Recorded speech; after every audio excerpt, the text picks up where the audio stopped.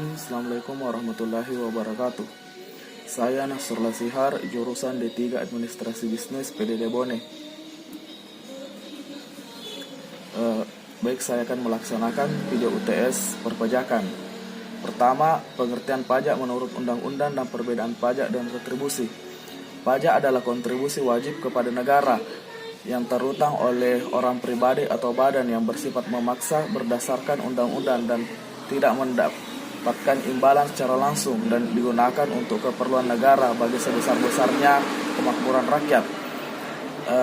Perbedaan pajak dan retribusi adalah pungutan pajak berlaku untuk umum seperti penghasilan, kekayaan, laba perusahaan, dan kendaraan, sedangkan pungutan retribusi hanya ditunjukkan untuk orang tertentu yang menggunakan jasa pemerintah.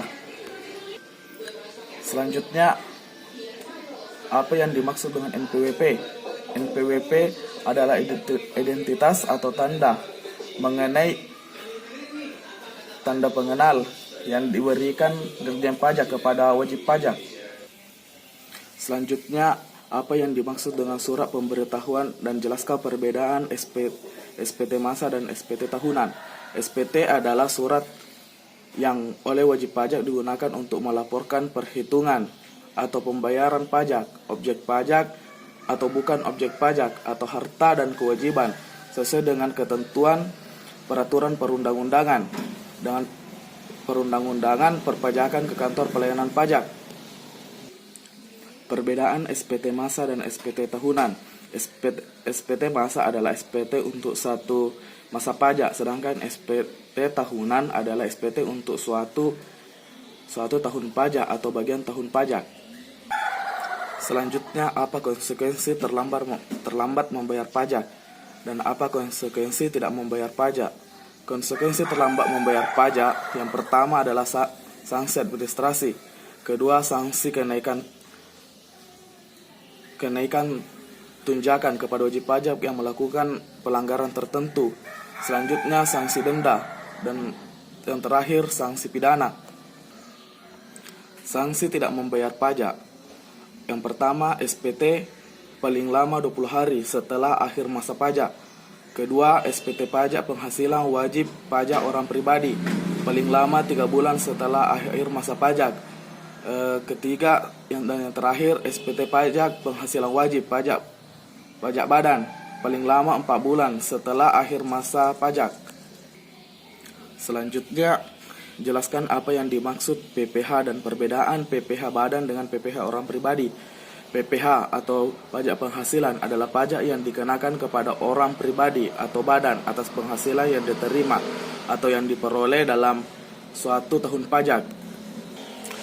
PPh badan adalah pajak negara yang dikenakan pada setiap tambahan kemampuan ekonomis yang diterima dari wajib pajak dari suatu badan usaha baik berasal dari dalam maupun luar negeri. PPh orang pribadi adalah pajak yang dikenakan terhadap subjek pajak orang pribadi atas penghasilan yang diterima atau diperoleh dalam tahun pajak. Selanjutnya, jelaskan apa yang dimaksud PPN.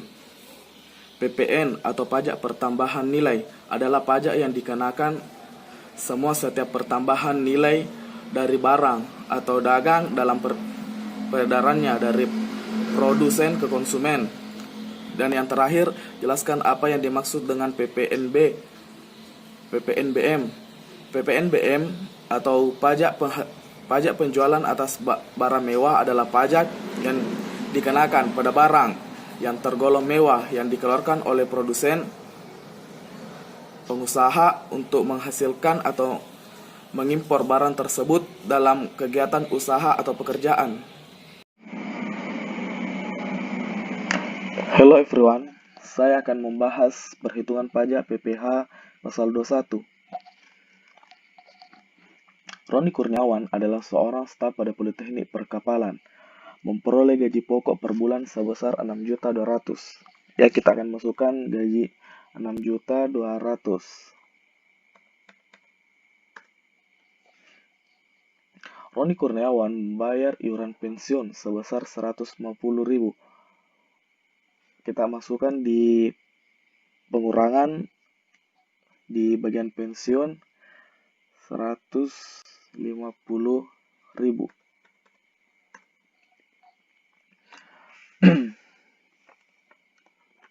Selanjutnya biaya jabatan sama dengan 5% dikali dengan gaji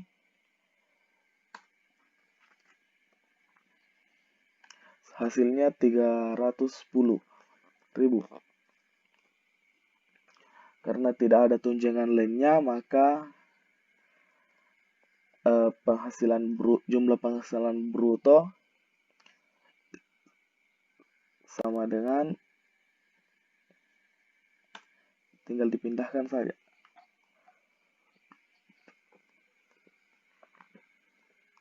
Selanjutnya jumlah pengurangan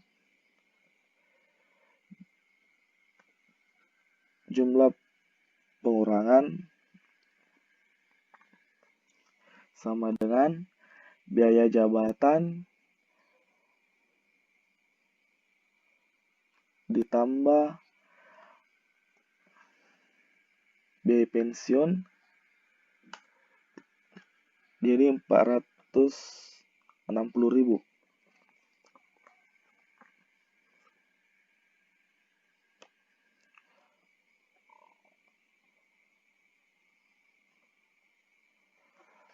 Selanjutnya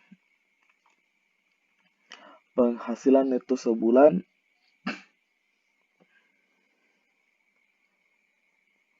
sama dengan penghasilan bruto dikurang jumlah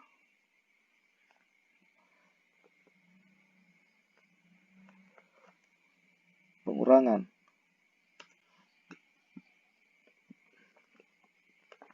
Selanjutnya penghasilan neto setahun, yaitu sama dengan penghasilan neto, ini kan cuma 6 bulan, jadi kita kalikan 12, jadi 68.880. Untuk PTKP, di sini dia belum menikah, tapi memiliki satu tanggungan. Jadi kita masukkan 58.500.000. Untuk PKP setahunnya adalah sama dengan PKP setahun itu sama dengan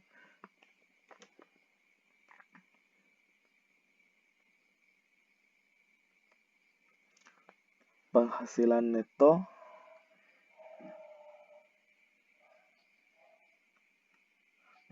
neto setahun dikurang PTKP.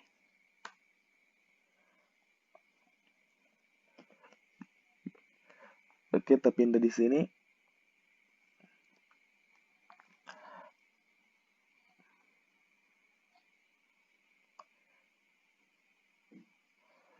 Karena jumlahnya cuma 10 juta, maka tidak masuk di level dari 50 juta.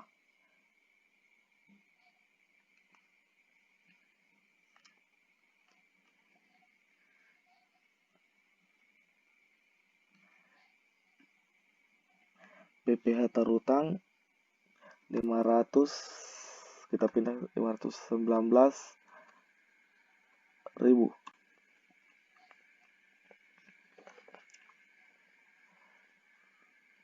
Selanjutnya PPh yang dipotong per bulannya sama dengan PPh terutang dibagi 12. Mungkin itu saja yang bisa saya jelaskan tentang PPh pasal 21.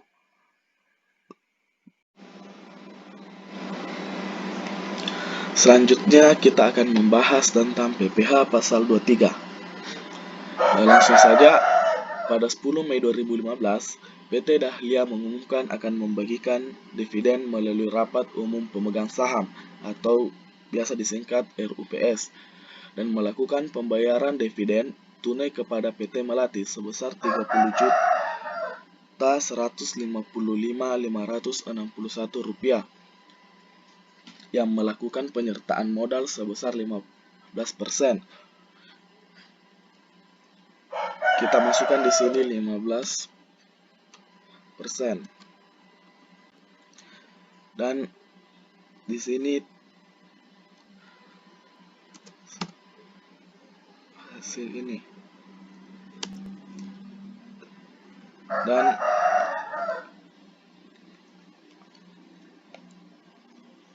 maka sama dengan 15% dikali dengan hasil yang ini,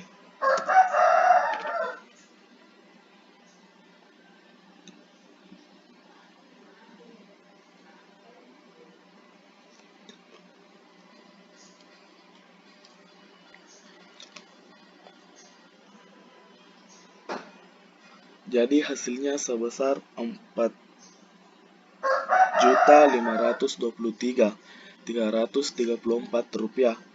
Nah, itulah tadi penyelesaian soal PPh 23. Semoga bermanfaat.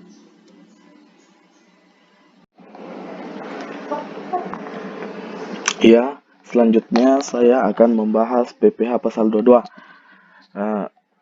Berikut ini contoh soal PPh pasal 22.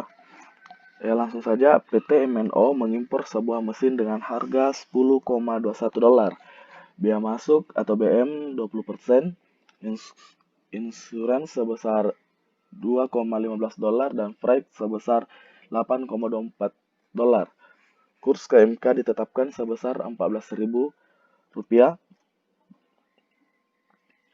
PT MNO diketahui memiliki angka pengenal impor atau API. Hitunglah nilai cost insurance freight atau SIF, nilai impor dan PPh terutang. Ya, langsung saja. Harga beli mesin sebesar $10,21.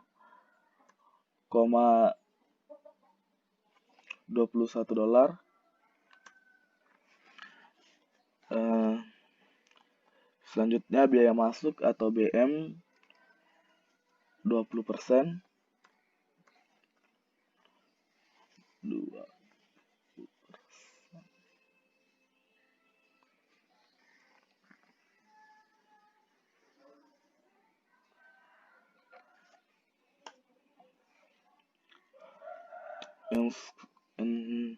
Insurans sebesar $2,15 dan freight sebesar $8,24.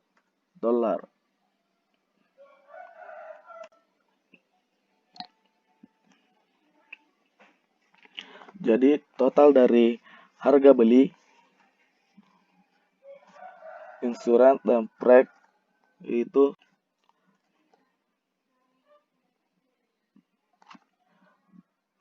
sama dengan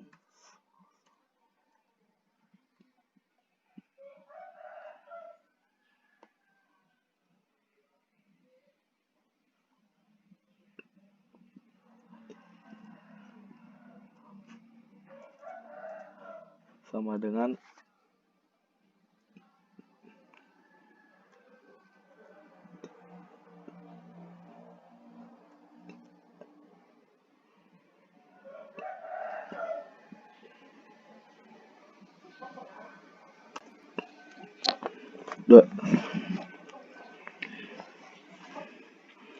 yaitu 2.060.000.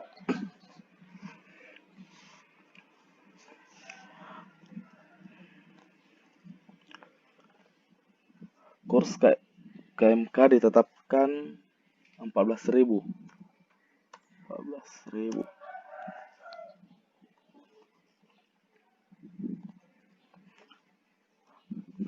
Selanjutnya cara mencari SIP.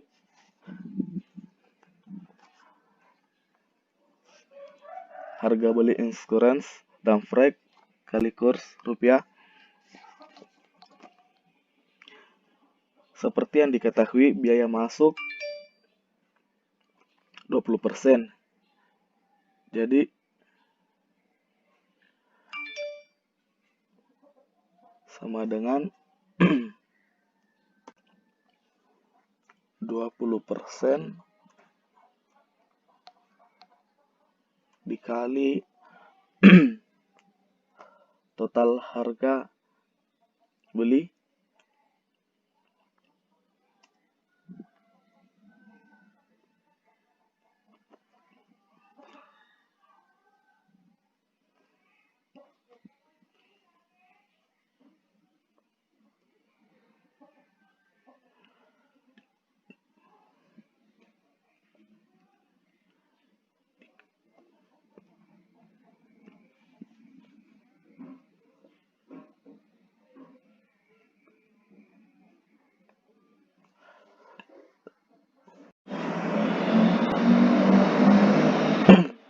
jadi dikali KMK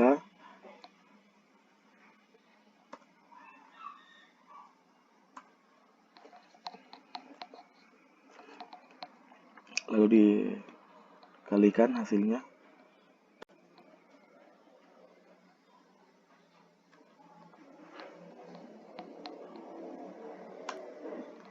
Jadi hasilnya 5.768.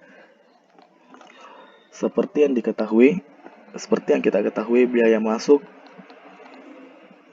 itu 20%.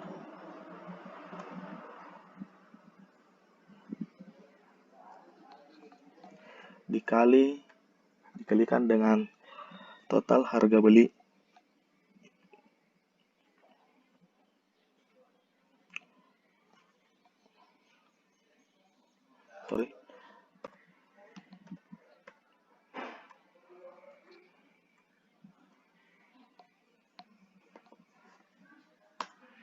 Jadi hasilnya 1.153.600 rupiah. Selanjutnya dijumlahkan hasilnya sama dengan jumlah harga beli dikali dengan kurs.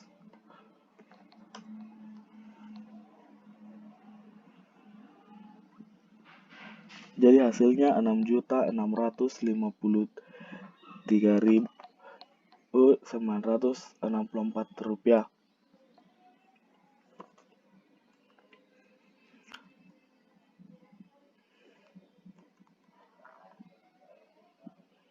Seperti yang diketahui, PT MNO memiliki API atau angka pengenal impor. Maka PT MNO sesuai dengan ketentuan 2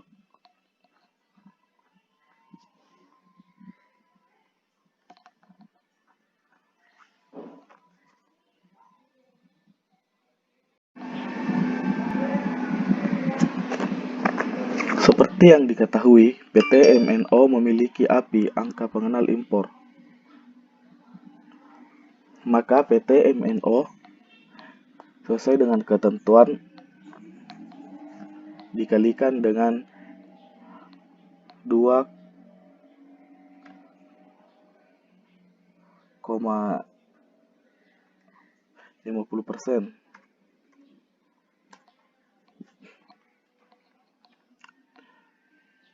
Jadi di sini 2,50%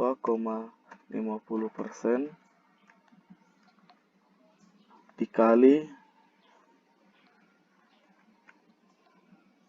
dengan ini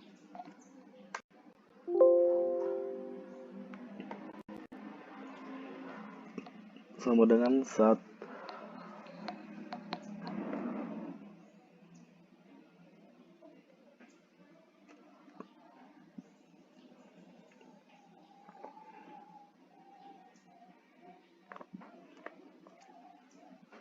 jadi hasil pajak terutang pada pasal 22 yang terkait PT MNO yang memiliki API.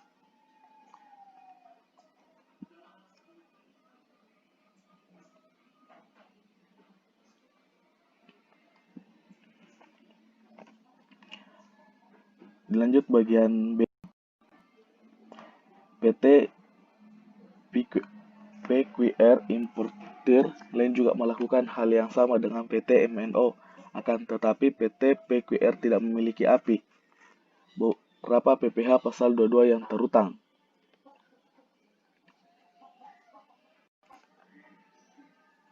Perlu diketahui bahwa PT PQR importir juga melakukan hal yang sama dengan PT MNO.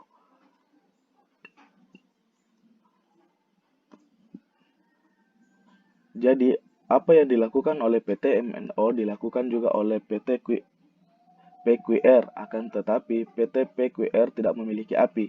Jadi yang membedakannya yaitu API-nya. Jadi PQR tidak menggunakan API.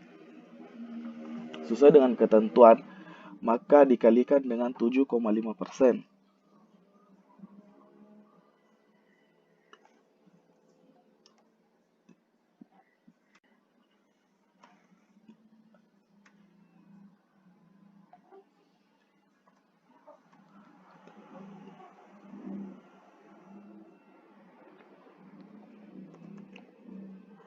Jadi pajak terutang pasal 22 PT PQR yaitu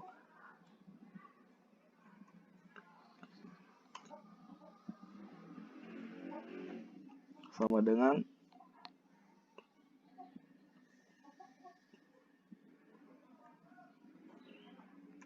7,5% dikali